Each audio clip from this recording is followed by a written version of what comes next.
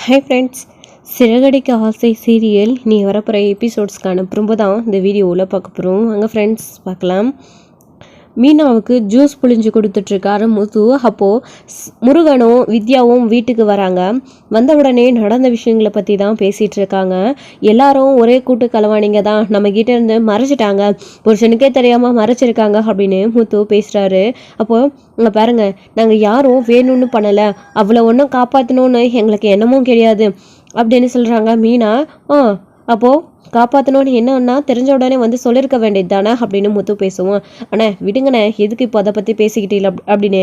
அப்போது வித்யா இருந்துக்கிட்டு சொல்கிறாங்க முருகன் கிட்ட, இங்கே பாருங்க முருகன், நாங்கள் யாரும் வேணும்னே வந்து அவளோட விஷயத்த சொல்லாமல் மறைக்கணும் அப்படின்னு நினைக்கல. அவளும் ஒரு பொண்ணு தானே, எங்களுடைய சுச்சுவேஷனில், அதாவது அந்த சுச்சுவேஷனில் நாங்கள் இருந்தால் என்ன பண்ணியிருப்போமோ, ஒரு பொண்ணாக எங்களோட ஏக்க என்னவோ அதையும் நாங்கள் யோசிச்சு பார்த்து தான் அவளுக்காக ஹெல்ப் பண்ணணும்னு நான் மறைச்சேன். ஆனால் எத்தனையோ தடவை அவளை நான் இந்த வீட்டில் விஷயத்த சொல்லி அப்படி இல்லைன்னா கூட முத்துக்கிட்டேயும் மீனாக்கிட்டேயும் இந்த விஷயத்தை பற்றி சொல்லிடு, கண்டிப்பாக முத்துவும் மீனாவும் உனக்கு ஹெல்ப் பண்ணுவாங்க அப்படின்னு நான் பல தடவை சொல்லி பார்த்துட்டேன்.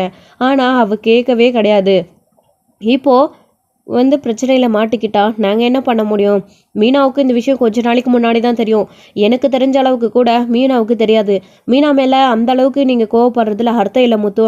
உண்மையிலே கிருஷ்யம் அவளும் செத்து போயிடுவான் அப்படின்னு மிரட்டினதுனால தான் மீனா பயந்துக்கிட்டு இருந்தாங்க அப்படின்னு வித்யா சொல்கிறாங்க.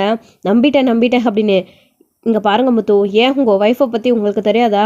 அவங்களுக்கு எவ்வளோ இலகின மனசு அப்படின்னு. யாராச்சும் நம்ம கண் முன்னாடியே நான் சாக போகிறேன் அப்படின்னா அவங்க ஏதாச்சும் ஒரு ஆட்சி அவங்களுக்கு அப்படின்னு நினச்சாலே அது நம்மளால தான் அப்படின்னு எவ்வளோ குற்ற உணர்ச்சியாக இருக்கும். மீனா அப்போது எவ்வளோ வருத்தப்பட்டிருப்பாங்க. அப்படி ஏதாச்சும் நடக்கிறதுக்கு முன்னாடி அது நடக்காமல் பண்ணணும், சின்ன பையன் கிருஷி அவன் உயிரை காப்பாற்றணும் அப்படின்னு தான் அப்படி பண்ணிட்டாங்க. மீனா வேணும்னே இது உங்ககிட்ட மறைக்க கிடையாது. இந்த விஷயம் தெரிஞ்சதுலேருந்து ரோகிணியை ப்ரெஷர் மேலே ப்ரெஷர் மீனா பண்ணிக்கிட்டே இருந்தாங்க இந்த விஷயத்த வீட்டில் சொல்லி. எனக்கு கூட இந்த விஷயம் நல்லாவே தெரியும். அப்பெல்லாம் ரோகிணி மீனா வாயை எப்படி அடைக்கிறது, இந்த விஷயம் வெளியில் தெரியாமல் இருக்க அப்படின்னு தான் ரோகிணி பண்ணிக்கிட்டே இருந்தாலே தவிர மற்றபடி அவள் வீட்டில் விஷயத்த சொல்லணுன்றதுக்காக முயற்சி எதுவுமே எடுக்கல. கடைசியாக இப்போது ஒரு வாரத்துக்குள்ளே நீ வீட்டில் விஷயத்த சொல்லணும், அப்படி இல்லைன்னா நானே எல்லாருக்கிட்டேயும் சொல்லிவிடுவேன். எனக்கு ஒவ்வொரு நாளும் என் புருஷன்கிட்டையும் என் மாமனார்கிட்டையும் வீட்டில் எல்லாருக்கிட்டையும் மறைச்சிட்டு இருக்கிறது எனக்கு எவ்வளோ குற்ற உணர்ச்சியாக இருக்குது தெரியுமா அப்படின்னு ரோகிணியை அடிக்கடிக்கு பார்த்து மீனா பேசிக்கிட்டே தான் இருந்தாங்க. தெரியுமா முத்தோ, அவங்க ஒன்றும் வேணும்னே மறைக்க கிடையாது அப்படின்னு சொல்கிறாங்க. நீ இவளுக்கு சப்போர்ட்டா அப்படின்னு. இங்கே பாருங்கள் முருகன், நீங்களாச்சும் முத்துக்கு சொல்லி புரிய வைங்க. இதனால் மீனா மேலே கோவப்பட்டு என்ன ஆக போகுது? மீனா உங்கள் மேலே எவ்வளோ பாசம் வச்சுருக்காங்கன்னு உங்களுக்கு தெரியாதா? இப்போ பாருங்கள், நீங்கள் அவங்க மேலே கோவப்பட்டு பேசாமல் இருக்கிறீங்க அப்படின்னு தெரிஞ்சதுலேருந்து அவங்களுக்கு உடம்பு சரியில்லாமல் போயிடுச்சு அப்படின்னு. ஆமாம் அப்படின்னு முத்து சொல்லிட்டு இருக்காரு. ஏங்க இவ்வளோ தூரம் நாங்கள் எல்லாருமே சொல்கிறோமே, கொஞ்சமாச்சும் அதை நம்பலாம்ல அப்படின்னு மீனா சொல்லிட்டு இருக்காங்க. சரி இந்தா ஜூஸை குடி. முருகன், உனக்கும் வித்யா உனக்கும் ஒன்று புளியட்டுமா அப்படின்னு. எங்களுக்கு வேணாம், உடம்பு சரியில்லாதோ மீனாக்கி கொடுங்க அப்படின்னு சொல்லிட்டு இருக்காங்க. ஆனால் எங்களோட வாழ்க்கையிலே நீங்கள் தந்த வெளிச்சம் தான் இந்த அளவுக்கு பிரகாசமாக எரிஞ்சிட்ருக்கு. நீங்கள் உங்களுடைய வாழ்க்கை இருட்டாயிடக்கூடாது. ரோகிணிக்காக மீனாவை நீங்கள் தண்டிச்சிடாதீங்க முத்து அப்படின்னு வித்யா முத்து கிட்ட சொல்லிட்டு இருக்காங்க. அதுக்கப்புறம் சரி மீனா உடம்பு பார்த்துக்கோங்க, நான் வரேன் அப்படின்னு சொல்லிட்டு அங்கேருந்து வித்யாவும் முருகனும் சொல்லிட்டு கிளம்புறாங்க. அல்ல பார்த்தனே, என்னதான் இருந்தாலும் சிஸ்டர்னோட நிலமே புரிஞ்சுக்கோங்க, அவங்க மேலே கோவப்படாதீங்க அப்படின்னு சொல்லிட்டு போகிறாங்க. எல்லாருமே மீனாவுக்கு சப்போர்ட் தான் பண்ணுறாங்க. அவங்க பண்ணது தப்பு தான், ஆனால் அவங்க எதையும் வேணும்னு பண்ணலை அப்படின்னு தான் எல்லாருமே பேசுகிறாங்க. இதனால தான் முத்து போனால் போகட்டும் அப்படின்னு சொல்லிட்டு ஒரு பக்கம் கோவம் இருந்தாலே இன்னொரு பக்கம் மீனாவை அக்கறையாக கவனிச்சிக்கிறாங்க. என்னதான் முத்துவுக்கு மீனா மேல கோவம் இருந்தாலையோ அவங்க உடம்பு சரியில்லை அப்படின்னு உடனே முத்துவுக்கு துடிச்சு போய் அங்கேயே கூட ராப்பாகலாம் உட்காந்துட்டு இருக்காங்க. ஸோ இப்படி இவங்க ஜூஸ் புழிஞ்சு கொடுத்துட்டு அவள் இங்கே இருந்து ரெஸ்ட் எடுக்கட்டும் ஒரு வாரத்துக்கு அப்படின்னு சொல்கிறாங்க. இல்லை நான் வீட்டுக்கு வரேன் அப்படின்னு சொல்கிறாங்க. சொன்னால் கேட்கணும். அங்கே வந்தால் நடக்கிற பிரச்சனையில் உன்னோட மனசை இன்னும் கஷ்டப்பட்டுட்டு தான் இருக்கும். ஏற்கனவே உனக்கு உடம்பு சரியில்லை, டாக்டர் ரெஸ்ட் எடுக்கணும்னு சொல்லியிருக்காங்க. பேசாமல் ஒரு 2-3 நாளைக்கு இங்கே இருந்துட்டு வா. உன்னை யாரும் நிரந்தரமாக இங்கேயே விட்டுட்டு போகல, 2-3 நாளைக்கு இருந்துட்டு வான்னு தான் சொல்லிட்டு போகிறோம். எங்கே உன்னை நிரந்தரமாக இங்கேயே விட்டுருவேன்னு கவலையாக இருக்கா? கவலைப்படாத, அப்படியெல்லாம் நான் உன்னை விட்டுட்டு அவ்வளோ சீக்கிரம் போக மாட்டேன். நீ பண்ணது தப்பு, அந்த தப்புக்கான தண்டனையே நீ அனுப்பி அப்படின்ற மாதிரி முத்து சொல்கிறாரு. அப்போது மீனாவும் நம்ம பண்ண தப்புக்காக அவர் தண்டனை தான் கொடுக்குறாரு, நம்ம ஏற்றுக்கலாம் அப்படின்னு சொல்லிட்டு அமைதியாக இங்கே இருக்கிற நானு அப்படின்னு சொல்லிடுறாங்க. மனசுக்குள்ளே நினச்சிக்கிட்டு இங்கே இருக்க அப்படின்னு சொல்லிடுறாங்க. அதுக்கப்புறம் தான் முத்து கிளம்பி வீட்டுக்கு போகிறாரு. முத்து வீட்டுக்கு போய் பார்த்தா அங்கே பயங்கர பிரச்சனை, கலாட்டா. இங்கே ரவியை கூப்பிட்டு வச்சு அவங்களுடைய அம்மா பயங்கரமாக திட்டிகிட்டு இருக்காங்க. முக்கியமாக ஸ்ருதியை அதாவது ஸ்ருதியோடைய அம்மா இங்கே வந்ததா சொல்லி பயங்கரமாக பிரச்சனை பண்ணிட்டு இருக்காங்க. இப்போ எதுக்கு அவங்களுடைய அம்மா வந்து கோவப்பட்டுட்டு போனதுக்கு இப்போ இவங்கிட்ட கோவப்பட்டுட்டு இருக்க அப்படின்னு சொல்கிறாங்க. அப்போது மா என்ன நடந்துச்சுன்னு கொஞ்சம் தெளிவாக சொல்லுவா அப்படின்னு ரவி கேட்டுட்டு இருக்கவும் அப்போதான் விஜயா இருந்துக்கிட்டு நடந்த விஷயங்களை சொல்கிறாங்க. ஏண்டா நம்ம வீட்டில் நடந்த பிரச்சனையினால உன் மாமியாருக்கு என்னமோ அசிங்கமாக இருக்கான், இப்படி ஒரு குடும்பத்தில் பொண்ணு கொடுத்துட்டோமே அப்படின்னு நினச்சி அவங்களுக்கு அசிங்கமாக இருக்கான். இதெல்லாம் தெரிஞ்சிருந்தா ஸ்ருதி அந்த வீட்டுக்கு கல்யாணம் பண்ணியே கொடுத்துருக்க மாட்டாங்களா, என்னென்னமோ பேசிட்டு போகிறாங்க. இங்கே பாருடா, நம்ம வீட்டில் பிரச்சனைனா அதை நாம் பார்த்துக்க போகிறோம், யாராச்சும் கேள்வி கேட்டால் அதுக்கு பதில் சொல்லிட்டு அமைதியாக போயிட்டு இருக்கிறத விட்டுட்டு அவங்க தேவையில்லாத விஷயத்தெல்லாம் பேசுகிறாங்க அப்படின்னு சொல்கிறாங்க. அப்போதான் மா என்னம்மா சொல்கிற நீ அப்படின்னு, என்ன ஆண்டி அம்மா இப்படி வந்து சொல்லிட்டு போனாங்களா அப்படின்னு. ஆமாம்மா ஸ்ருதி, உங்கள் அம்மா ரொம்ப பேசிட்டாங்க, சம்மந்தி அம்மான்றதுனால நான் பொறுமையாக இருந்தேன், அப்படியெல்லாம் பேச வேணான்னு சொல்லுமா, நாங்களே ஏற்கனவே நொந்து கஷ்டப்பட்டுட்டு இருக்கோம், அவளுடைய நிலைமை, அதாவது அவள் எப்படி நம்ம எல்லாரையும் ஏமாத்திட்டு போனா அப்படின்றது, ஏன் உன்னை பொறுத்த வரைக்கும் உனக்குமே இது தெரியாதா, நம்ம எல்லாருக்குமே அதே வருத்தத்தோடு தான் இருக்கும் நாமளுமே, ஆனால் உங்கள் அம்மா வந்து இப்படி பேசிட்டு போனது எனக்கு ரொம்ப கஷ்டமாக இருக்குது அப்படின்னு. கவலைப்படாதீங்க ஆண்டி, நான் அம்மா கிட்ட பேசுகிறேன் அப்படின்னு சொல்கிறாங்க. முதல்ல சரி பேசி இந்த மாதிரி இனி நம்ம விஷயத்துல தலையிட வேண்டாம், நம்ம குடும்பத்து விஷயத்துல அப்படின்னு சொல்லவும் ஆண்டி ஏன் நம்ம வீட்டில் ஒரு பிரச்சனை, இதனால அவங்க கேள்வி கேட்குறாங்க அப்படின்னா ஏதோ பேசியிருப்பாங்க, அவங்க பேசினது தப்பு தான், அதுக்காக ஏன் ஆண்டி இப்படிலாம் சொல்கிறீங்க அப்படின்னு. இங்கே பாருமா ஸ்ருதி, எனக்கு ரொம்ப கோபமாக இருக்குது உங்கள் அம்மா மேலே, அவங்க எப்படி இந்த மாதிரி தகுதி தராததில் இல்லாத வீட்டிலலாம் பொண்ணு கொடுத்துட்டோம் அப்படின்னு யாரோ ஊர் பேர் தெரியாதவளை கல்யாணம் பண்ணி கூட்டிகிட்டு வந்துட்டான் அப்படின்னு அதை முடிச்சு போட்டு தேவையில்லாமலாம் பேசுகிறாங்க. பண்ணதுக்கு ஆசைப்படுறவ பேராசை பிடிச்சவா அப்படின்னுலாம் பேசிட்டு போகிறாங்க, கோவம் வராதா அப்படின்னு சொல்லவும் உண்மையிலே அதுதானே உண்மை ஆண்டி அப்படின்னு சொல்லவும் ஸ்ருதி மேலேயும் கோவம் வருது விஜயாவுக்கு. என்னம்மா சொல்ற நீயும் அப்படின்னு. ஆமா ஆண்டி, உண்மையை தானே சொல்றேன், ரோகிணி எப்போ பணத்தெல்லாம் வாரி அள்ளி கொடுக்குறாங்களோ அப்போ மட்டும் தான் அவங்க மேலே உங்களுக்கு மரியாதை இருந்துக்கிட்டே இருந்துச்சு. ஏன் மனோஜுக்கு ஒரு பெரிய ஆர்டர் பிடிச்சி கொடுத்துட்டாங்க அப்படின்னு சொல்லி நீங்கள் ரொம்ப சந்தோஷப்பட்டீங்க, அதனாலேயே வந்து அந்த ஆர்டர் கேன்சல் ஆயிடுச்சு. அந்த ஆர்டர் கேன்சல் ஆன உடனே ரோகிணியை திரும்பவும் பழைய நிலைமைக்கே கொண்டு போயிட்டீங்க, கேவலமாக திட்ட ஆரம்பிச்சிங்க.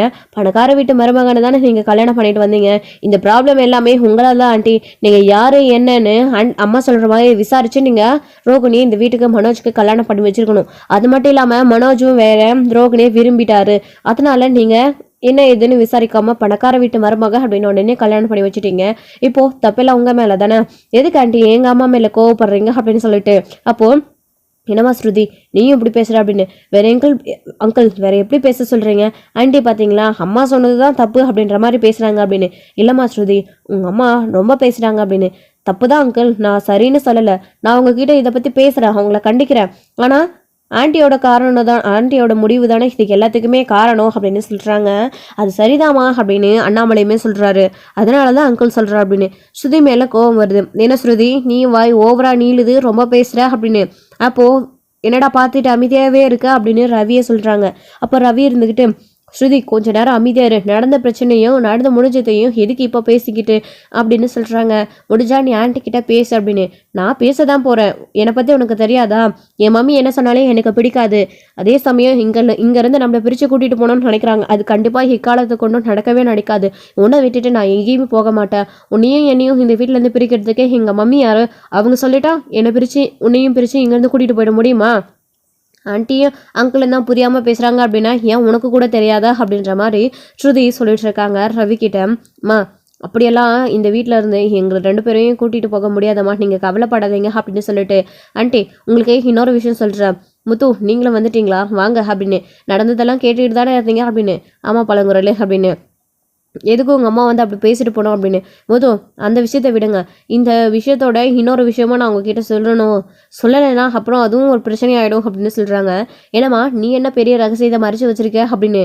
நான்லாம் எந்த ரகசியம் மறைச்சி வைக்கல ஆண்டி, ஆனால் எனக்கு தெரிஞ்ச ஒரு விஷயத்த நானுமே மீனா மாதிரி சொல்லாமல் தான் விட்டுருக்கேன், அதுவும் மீனா பற்றின விஷயம்தான் அப்படின்னு சொல்லவும், என்ன அவ ஏதாச்சும் இவனை ஏமாத்திட்டு இருந்திருக்காளா அப்படின்னு சொல்லவும், அப்படியெல்லாம் எதுவும் இல்லை ஆண்டி, தோ நீங்கள் பெரிய ஆர்டர் பிடிச்சி கொடுத்துட்டாங்க அப்படின்னு உங்கள் ரோகிணி நீங்கள் தலை மேலே தூக்கி வச்சுட்டு கொண்டாடினீங்கல்ல, அதுக்கு காரணம் யார் தெரியுமா, மீனா தான்.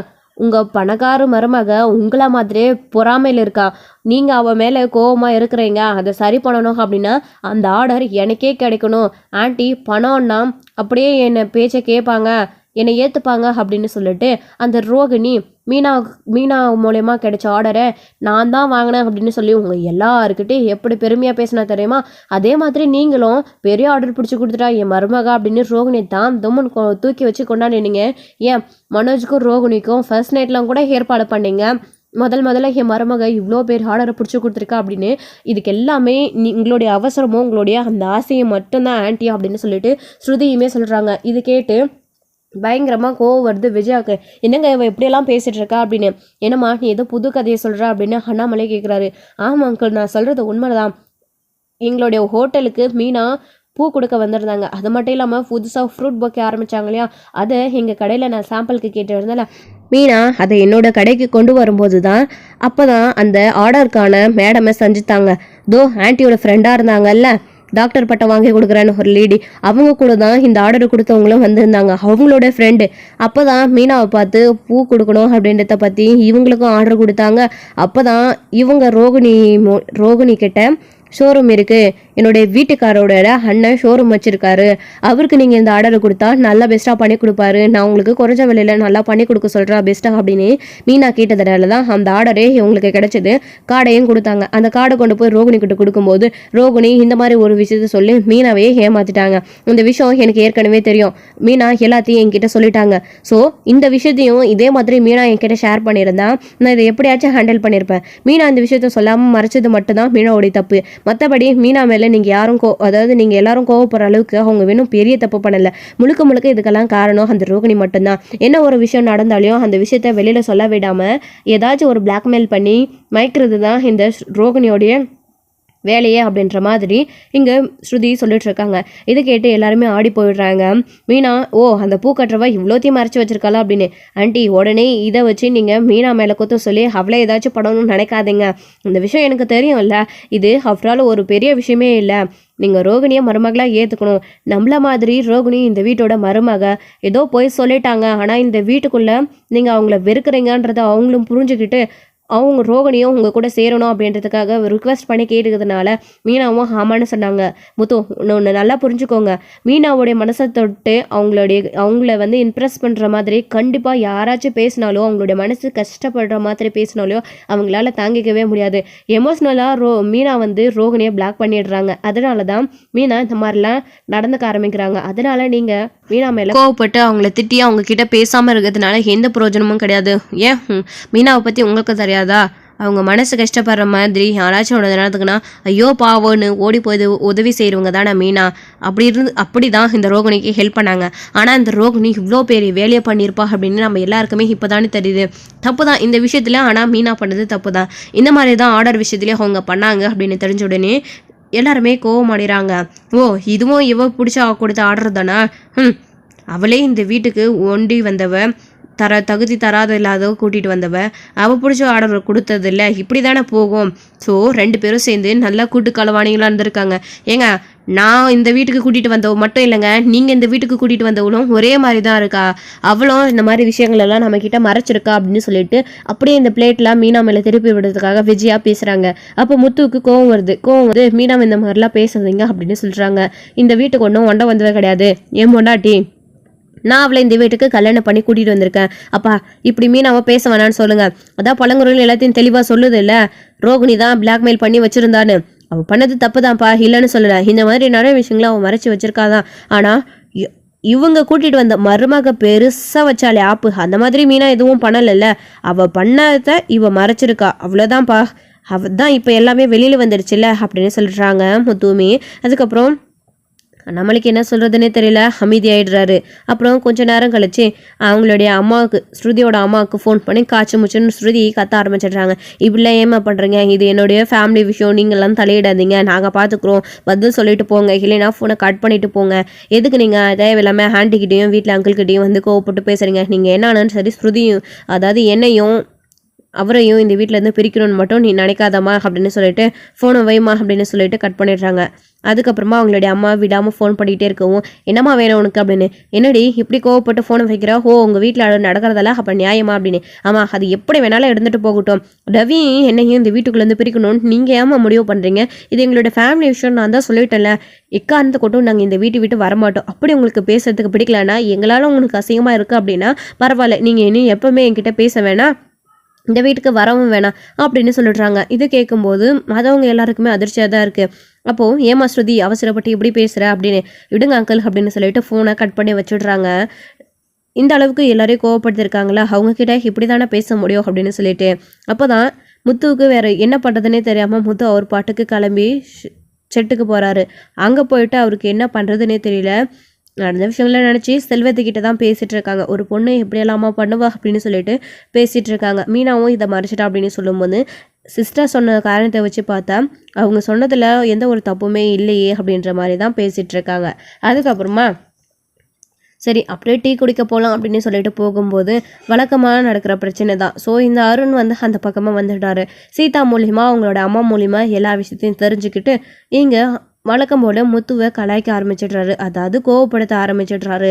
என்னடா, சில பேருக்கு அவங்கவுங்க வீட்டில் என்ன நடக்குதுன்னே தெரில, ஆம்பளை வீரன் ரவுடி அப்படின்னலாம் இருந்தால் அதையும் தாண்டி என்னென்னமோ இருக்குடா, ஃப்ராடு குடும்பம், நம்ம கிட்ட மட்டும் இவ்வளோ வாழாடுறாங்களே, ஆனால் வீட்டில் என்ன நடக்குது ஏது நடக்குது, பொண்டாட்டி எதை மறைக்கிறா, வீட்டில் இருக்கவங்க எதை மறைக்கிறாங்க அப்படின்னு கூட சில பேருக்கு தெரியாமல் இருக்குடா.